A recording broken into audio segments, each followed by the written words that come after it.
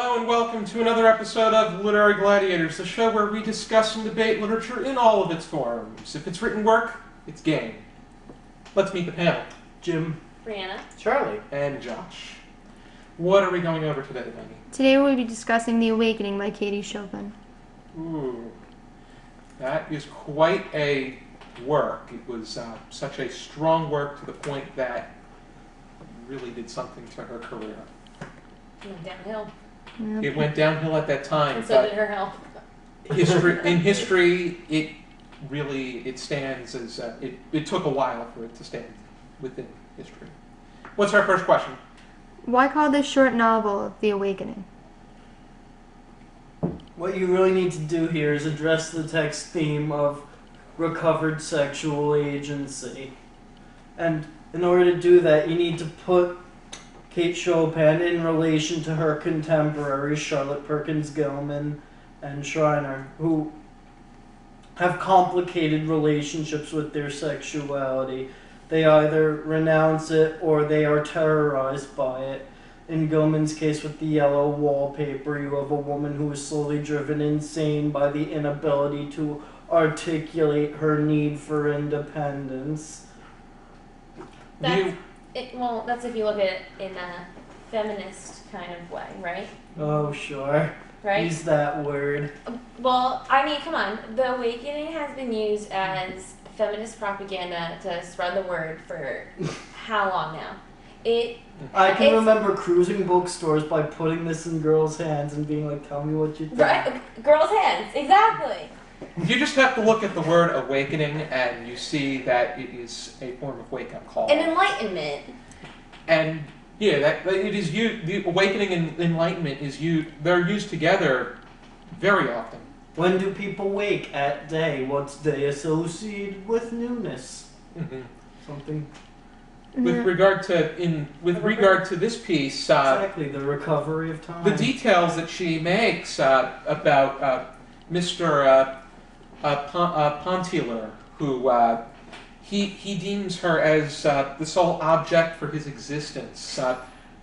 You use the word the object to defer to a human being that don't do is that. not just because they don't function the same way as you do doesn't mean this is the whole age of objectifying women, and Chopin brings it up to the point. Well, the word objectification has a very complicated ideological bind built Ironically, into it doesn't have an objective meaning, a clear objective meaning. Well, it's a pretty as Go ahead. pretty. all right.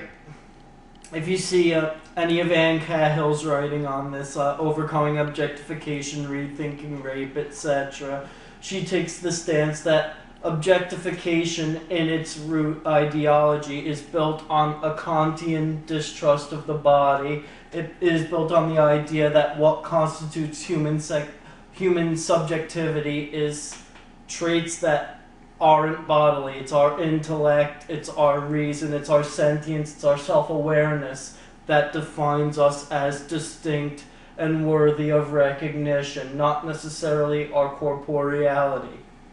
However, that attitude is somewhat sex negative, isn't it? Because what is sex but an engagement of two people who merge subjectivities by merging corporealities?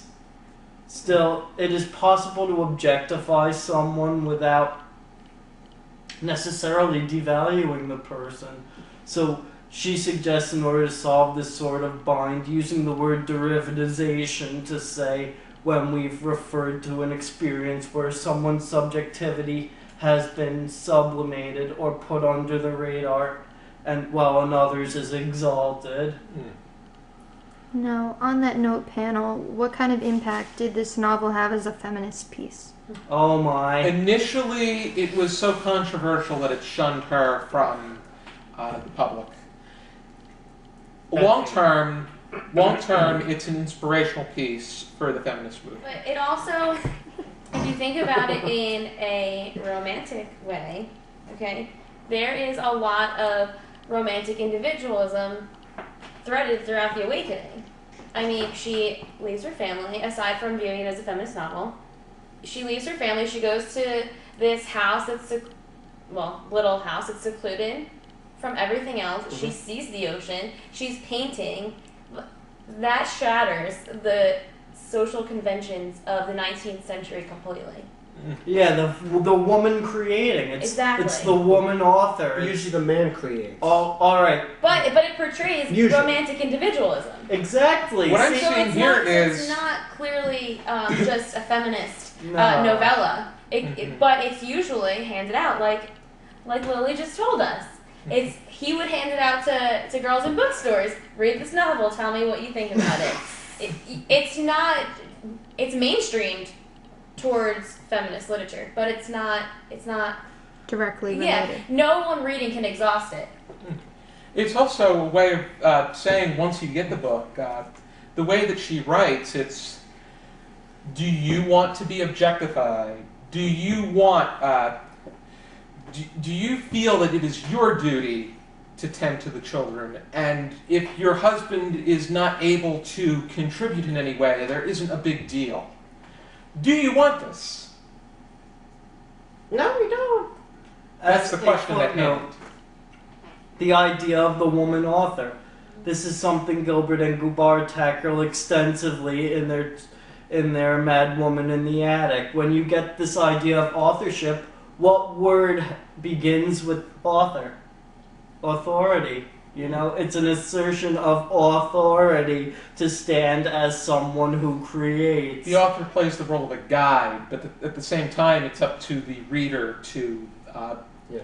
figure out what. It's up to them to interpret. It's the reader's responsibility. Okay. That's why I would think that's where they come up with reader response. That is the death of the author. Yeah, definitely. Yes, it's Roland Barthes and everything, but linking this more with 19th century ideology, with Victorianism, you have a sort of sense that the author can be a sort of stand-in for the divine, that the author creates text out of nothing. And if you have a woman author, that leaves implication that there could be a female creative power, that there could be a female divinity.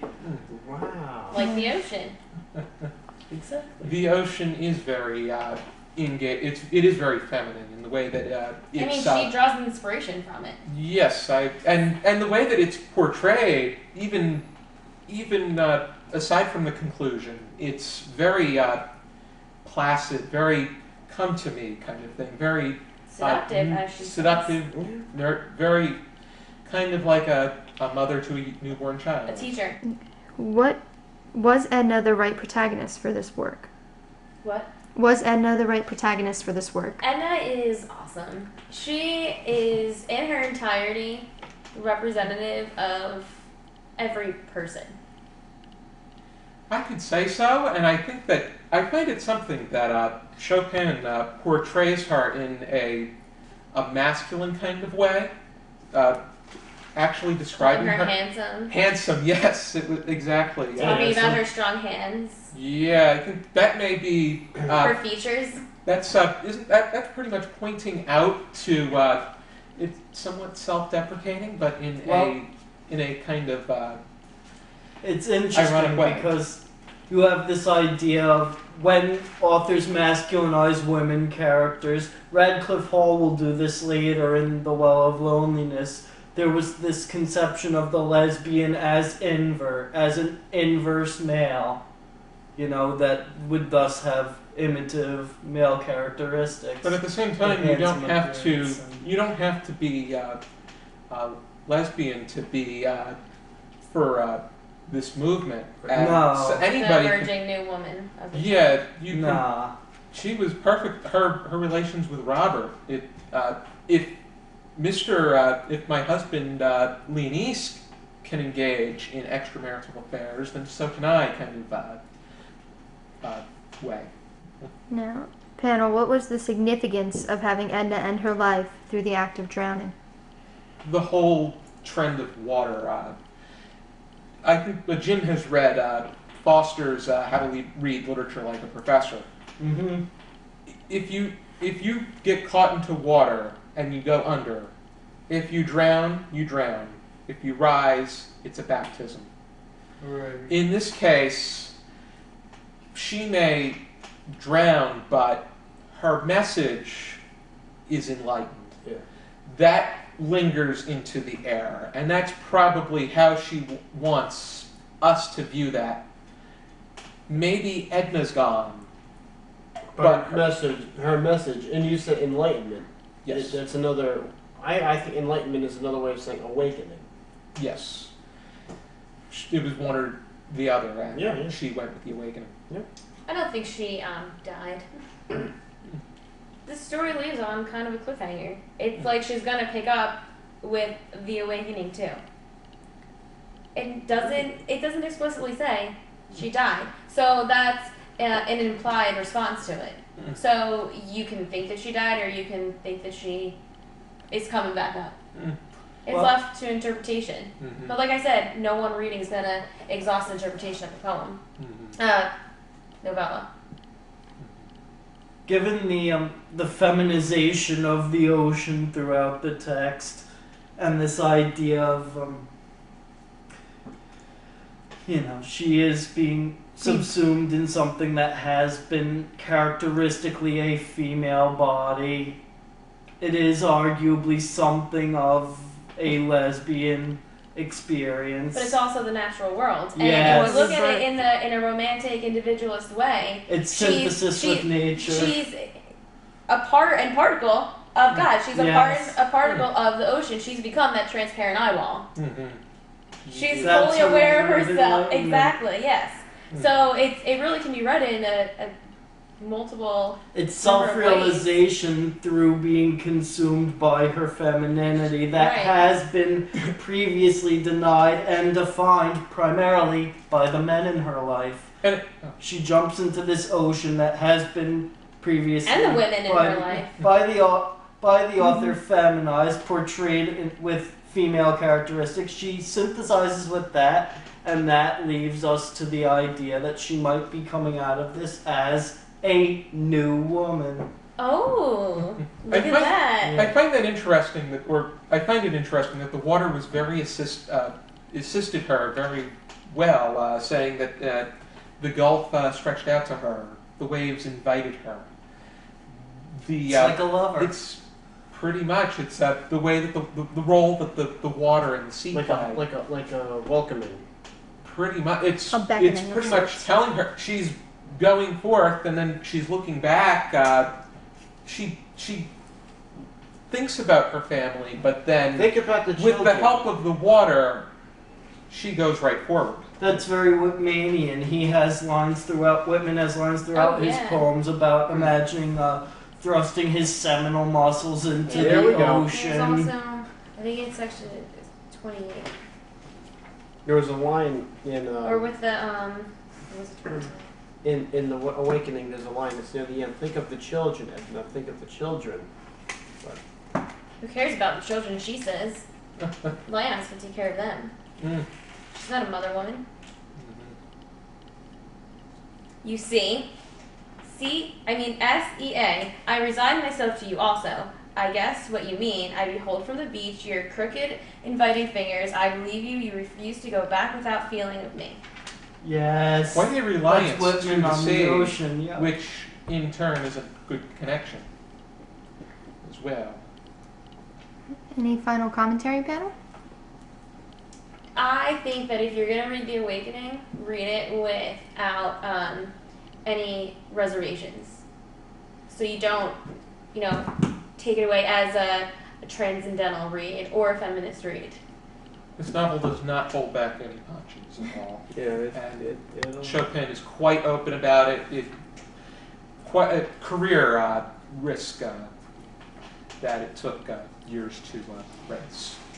But if you're interested in reading Chopin's The Awakening, you can either go on a search, just as you would with any of the other works that we discussed on the show. But there's a Dover Thrift Edition, which $2-3. I do not have it here because one of my students stole it. Grr. But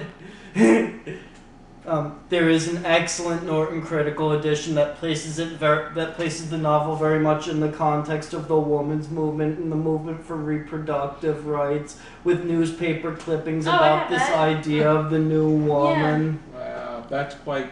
And it Quite a has source. essays too. Yes. Where could you find that source? The Norton critical edition. It's on Amazon. Oh, it could be an alternate option as well.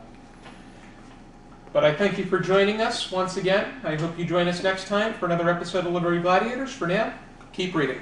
Bye.